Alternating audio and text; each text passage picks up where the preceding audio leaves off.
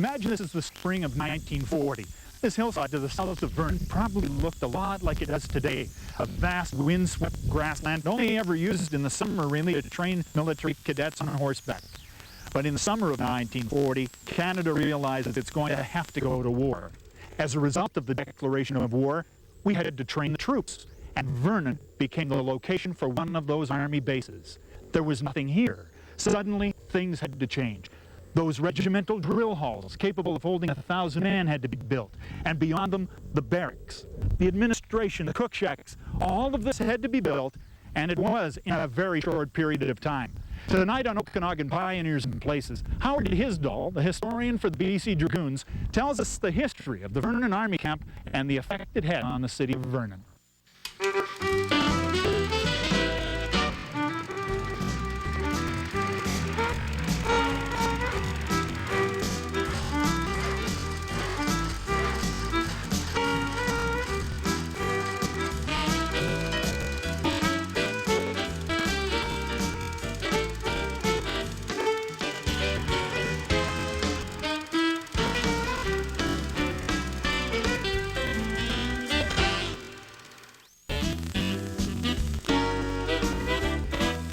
Welcome to Okanagan Pioneers and Places. Mike Roberts with Howard Hisdall today, and Howard, for the purposes of our conversation, is the historian for the BC Military Museum in Kelowna. He also happens to be the recruiting officer for the BC Dragoons, and he's Lieutenant Howard Hisdall in that capacity. This is a fascinating story about the growth of the Vernon Army Camp for the Second World War. It was huge in the First World War, but only in the summer, right? Yes, but in the Second World War it becomes a permanent camp, but not at first. War is declared in September of 1939. Canada declares war a week after Britain, just to show that we're independent. And it's only when war is declared that we get rid of horses.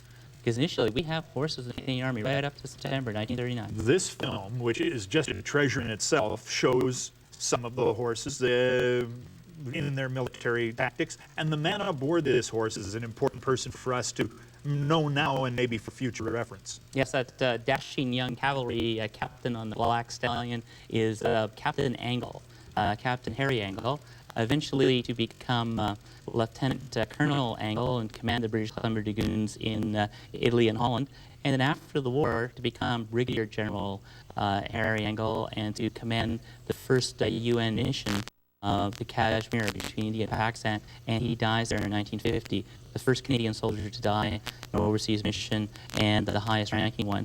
And he was an orchardist from the Okanagan mission in Kelowna. And there we have film representation of him doing his thing.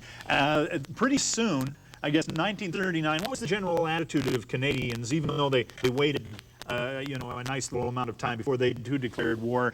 What was the general attitude of Canadians toward this war? Well, we realized it was a war that we needed to win, but we didn't want to win it with assault infantry. We were going to try and win it by trade sanctions, an embargo on Hitler's Germany, by naval blockade, and by Air Force bombing. We were hoping that would do it, and we were hoping that Germany would internally collapse, that the German people would realize how horrible the ruler was, and that they would internally overthrow him. We were not eager to go through another World War I type combat situation. And so nothing was done toward the building of the Vernon Army Camp until after Hitler invades Holland, Belgium, and France. It isn't until the spring of 1940 that anything really happens. In May of 1940, the local militia gathered again for another of their annual 2-week camps, and they've now been allowed to recruit to full peacetime strength. But it's very, very frustrating for them, especially the British Columbia Dragoons, that now are demanding to be mobilized. But now Nazi Germany under Hitler has invaded Denmark and Holland and Norway, and they smashed through into France, and the British Army is retreating, and then at the end of June they're saved by a miracle Dunkirk, but they lose all their weapons. So the Canadian public now realizes that the war is very serious, and they're going to be in it for the long haul. What happens in Vernon? One lone Sergeant Major arrives, Sergeant Major Elliott from the Royal Canadian Engineers. He arrives all by himself, and he has the authority to hire 10 local workmen, and he started building 3 kitchens on the site of the present camp. And he builds them in July and August. And he's building them basically for now the 5th Canadian Motorcycle Regiment. The British Columbia Dragoons have finally been mobilized to the great delight. They've been allowed to recruit up to 450 men, and they're quite excited about this.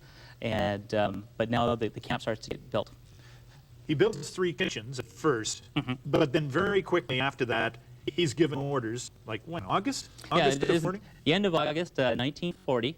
This is almost a full year after the war started that he gets the orders to build the camp in earnest, to build 40 H huts, plus officers' messes and sergeants' messes and lecture halls and a drill hall, and he's given a time to build it too, 5 weeks. 5 weeks to build a camp for 1,000 men. How does this affect the, I guess, the infrastructure of the Okanagan?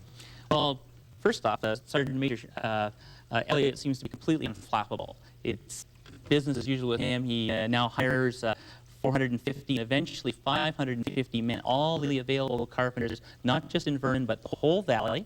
And he makes an arrangement with the mayor to build them. He buys 1.5 million board feet of lumber from all sawmills within a 50-mile radius, and assembles it and is going to saw it on the site. And in 5 weeks, he actually has enough huts up that when the first 1,000 men plus about 200 instructors come in at the end of the first week in October, he's ready for them. The camp is built to be permanent, and I don't think he had any imagination of how permanent it would be. The structures he built are still standing 60 years later, and they were built for the initial camp in 5 weeks. The sewer lines, the water lines put down 5.5 to 6 feet underground so they could avoid the frost. And the camp is designed for year-round training. Unlike World War I, where it was just the summer, it's now going to be in Philin Hall. Now, this has a major effect on the communities because, I mean, the sawmills must have been just rubbing their hands in glee here. Yes, and they did quite well. The local mayor thought that the government had paid a bit too much for the wood. They paid a few dollars over the going rate, which I think the local sawmills didn't mind. Later, when the camp expands in 1943, there isn't enough wood, and they have to put canvas tops over the new expansion, which is to the where the playing fields are now, the baseball diamonds. And a lot of H huts are built up in that area, but they just don't have enough wood anymore because the men are gone and the sawmills aren't running at full capacity anymore. But the camp doesn't just take wood. It takes food. Yeah. 1,021-year-olds, they eat a lot of food. And from time to time, the city complains of shortages of beef and other foods. But they work out an arrangement with the camp commander so that the city of Vernon is helped out from time to time. For example, at one point in 43, the camp commander takes his entire camp out to Cherryville and cuts firewood for the city of Vernon. Because they're using up all the firewood. They're using it all up, yeah. Because the huts don't have much in the way of heating, but they burn a lot of wood to keep them warm. And I would imagine then too, every rancher is now increased his number of beef cattle he's running to feed what is essentially, how big is Vernon now? About 5,000-6,000 people? About 6,000, a bit more. They actually have 5,000 that register under the National Resources Mobilization Act. That's every adult above 16. So that's about the population of Vernon.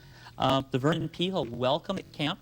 The camp is being used to train people conscripted under the National Resources Mobilization Act. These young men, they welcome in. They're hoping that they'll go active force, which means they could be, when they're under the NRMA, they can only defend Canada. But when they go active force, then they could be used overseas. Right, and as you were telling me, one of the people pulled out of their civilian lives was Pierre Burton. There I was, city editor of a Vancouver newspaper, and the draft notice came, and the next thing I knew, I was on a train with several hundred other draftees heading for Vernon. I had a lot of fun at Vernon because I stayed as an instructor. Having gone active, as they call it, I was made a lance corporal and then a corporal. There I am, skinny as a rail. The condition of the soldiers was very bad because of the Depression. There had been no attempt at keeping people healthy. And a lot of people were rejected because they weren't physically fit. And a lot of them had to be made to physically fit, which is one of the purposes of the basic training. Their feet were in terrible shape. For a while, I had to look after the people's feet, and they're terrible. these raw recruits, of which I was one, had been plucked out of civilian life, and their life was totally changed. And some of them couldn't take it. There was a fellow named Harry, I knew him quite well. I remember he was kind of weird. I remember standing in the parade square during a 5-minute smoke break, and I said to him in jest, "Let's make a run for it." And he said, "They'd shoot us down before we reached the fence." And the night he used to parade up and down at night in the dark when we were still with his bayonet in his hand.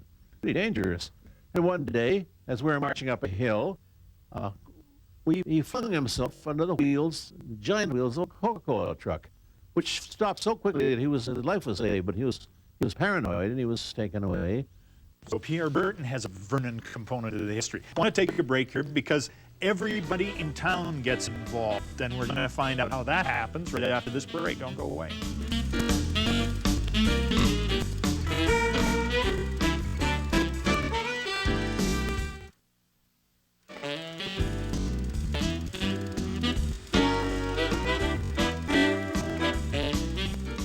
Welcome back to the Okanagan Pioneers and Places. Mike Roberts with Howard Hisdahl, historian for the Okanagan Military Museum. The folks of Vernon were very supportive of this military base in their midst, and it started off simply enough. They welcomed the soldiers, sort of socially. Yes, the women of the town set up an entertainment recreation center. They called the Dugout for the soldiers. This is under Mrs. McGusty. But the women of the town were very militant. They wanted to do more than just entertain the soldiers. They wanted to be soldiers.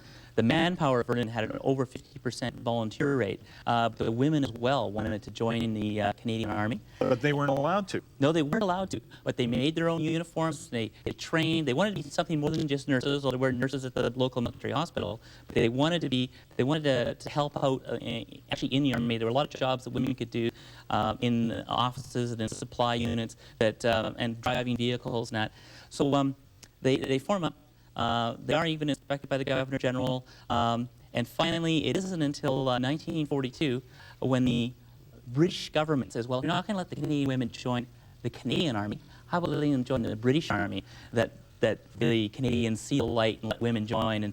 And big contingent right out of Vernon right away. Yes, Look at right how away. proudly they're standing here in their uniforms saying, we are now part of it. Canadian Women's Army Corps and the RCAF, WD, and then the Wrens in the Navy. And I'm just thinking about even the little church I go to. Two of our war veterans there are female sergeants from World War II, and very, very patriotic women indeed. Things start to get a lot noisier in the Vernon area now because, the war is going in great guns. Japan has bombed Pearl Harbor, so now we know we're not just in a European war, we're in a Pacific war.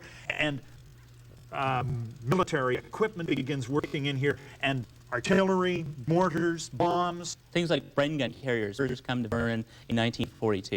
And in 1942, the camp starts to expand because up until 42, it was just a basic training base. Now in 42, with the war against Japan, the emphasis now is in the Pacific. There's a Japanese Army helmet there. In 42, the Japanese took the islands of Kiska and Attu on the just off the coast of Alaska. They're actually part of Alaska, part of the North American landmass.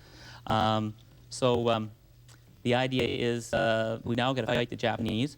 And so maybe right here at home. Right here at home, and a tremendous reorganization happens.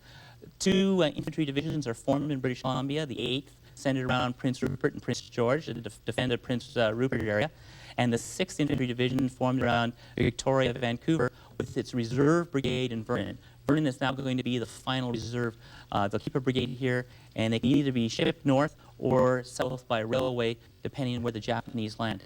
And not just these two brigades, we two divisions now. We have the 39th Brigade, which is a militia division, militia brigade. It's recruited to full strength of 6,000 men. And we also have the Pacific Coast Militia Rangers, which is sort of like the home guard that the British had. It's made up of soldiers from World War I, armed Older with guys. older guys with 30-30s and slug hats, and they're going to stay behind. They're going to ambush the Japanese when they move This is inland. guerrilla warfare Guerrilla they're warfare. trained in. Yes, guerrilla warfare for them. But the Canadian Army as a whole in 42 gets much tougher. The Canadian public is getting much more resolved. They've been beaten at Hong Kong. We landed at Dieppe. First we think it's a victory, and then we realized it wasn't. And the motto for the war bond drive, they have a commando dagger, and the motto is drive it home. Oh, and Vernon sells out the war bonds. Oh yeah, the Vernon war bonds always sold out, and always sold out early. But we get now the battle school, the Coldstream Ranch. Now the battle school is designed to train sergeants and above, sergeants and officers all the way up to the rank of brigadier. They're put in overalls and given a tin hat or a steel helmet, the one on the far right there. Yeah. And the Lee Enfield rifle, bolt action, very good rifle. And they're put through absolutely brutal training. You'll see them wading rivers in the wintertime. There's snow on the sides of the bank, going through mud under logs. Sometimes the ditches are even filled with offal from the slaughterhouse at Coldstream Ranch. So that if they find themselves in battle and they have to dive into a dish filled with Filled with bodies, remains, they will not just do hesitate. it. They will do their job without any hesitation. Because as we're realizing at this time, the only way to beat the enemy is we're going to have to send in the infantry. We're going to have to do frontal assaults on beach landings. We're going to have to land in France. And it is going to be horrific, and the men are going to go from peacetime soldiering in Canada and Britain to high-intensity combat, and we want them to be trained as best as possible, and that was the purpose of the battle school, so that when they went ashore at D-Day, they wouldn't hesitate. Give me a demonstration, because I didn't think that the Lee Enfield was really a rapid-fire kind of a weapon, but it is. It wasn't, but for the battle school, the battle drills, they developed a special way of firing it. Instead of using the trigger finger, you used the little finger, and what you did... Because you were going to charge the enemy and just jack the cartridges in as fast as you could and fire. Exactly. From the hip. Yes. and that weapon, unlike the Ross rifle in the First World War, worked. And worked all the time. It could work with up to a teaspoon of dirt in it. So it did the right work. So battle school, really gritty training, and for every good reason, because people from the Vernon area were now going to be sent to Kiska to fight the Japanese on North American territory. Yes, it was. That's why you see American helmets starting to appear in the battle school photographs. Is we equipped the 13th Brigade, which was sent from British Columbia to land at Kiska, was equipped with American helmets in the hopes that the Americans wouldn't shoot them. Okay, we're going to take a break here, but when we come back, the lasting legacy of the Vernon Army Base, Vernon Army Camp, we'll do that right after these words. One of the things we learned was bayonet fighting, which was kind of silly since the bayonet was totally obsolete. Now the breech-loading rifle and the machine gun had come into action. We were taught to hold the bayonet and rush it up, a swinging sack, and puncture it, and then rush on the ground and give the butt stroke to the dead enemy. Well, there was very little fighting really in World War II.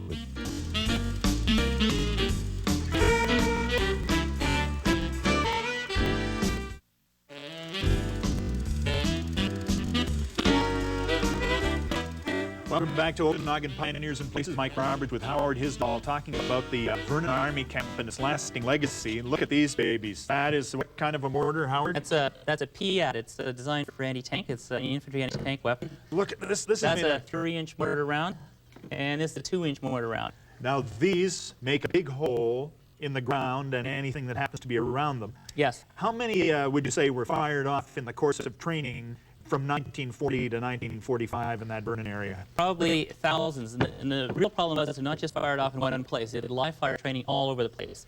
For example, north of the city, where is now the Indian Reserve all the way to Okanagan Lake. South of the city in the Commonage, all the way down to Predator Ridge. And then east of the city, Coldstream Ranch, all the way down to Cousins Bay and Cousins Bay, where they had amphibious assault landings. In the spring of 2001, one of these mortar rounds was found. Now, you're not going to see them like this. When you actually see them out in the woods, they're going to be very rusted. Yeah. But and also grenades. Look at that. This is a 36 grenade, but you'll see them be highly rusted, and they'd be highly dangerous. So if you find them, report them to the police immediately. Exactly, and we can't think that just because it's been 60 years or 50 years and they didn't just train in these areas. They even did train, even Reed's Corners, they did an assault there. That's down in Kelowna. So anywhere, okay? So just be careful. That's the sinister component of it. You're a bit of a romantic, though. There's Yes. been another legacy. Yes. How many weddings do you think there were as a result of the Vernon Army Camp's presence? Hundreds. Because I found just looking at the Anglican church archives alone, there were 70 Anglican weddings, and I'm thinking Catholic, Baptist, United. As a matter of fact, the Anglican Church used up an entire marriage register between 41 and 43. They had to get another one. And of course, the Army camp continues at this present day for Army cadets, but is its presence assured, do you think, in the days when we see Army camps being closed, military installations being closed all across the country? Well, I can't really speculate on that. I hope it stays. I mean, we all do. Because right now it trains how many cadets a year? About 1,000 cadets a year, and it's a wonderful program. It's mainly outward bound adventure-type training, mountaineering, and hiking and camping and that, which is very good for young people. So do the Dragoons particularly use the area now? I mean, oh, they do. They still do. They still the BC Dragoons still use the Vernon training area and the Vernon rifle range and that, and from time to time even the Vernon camp. But it's not what it used to be. It's much diminished. The camp now that's being refurbished is a much smaller part than what the camp. We're back to the original training camp for basic recruits, as opposed to the whole area for the brigades with the huge drill structures for brigades to do drill in our empty fields now. yeah. Well, and as you say, each one of those H huts is a 50 to 60-year-old artifact of history that Vernon was participating in very completely. Yes. It is all. Thank you very much for the story of the Vernon Army Camp. Thank you, Mike, and I'm happy to be back to tell more stories. Well, you've sown the seeds of all sorts of different stories we have yet to tell. Thank you for being here for Pioneers in Places. We'll see you again next time.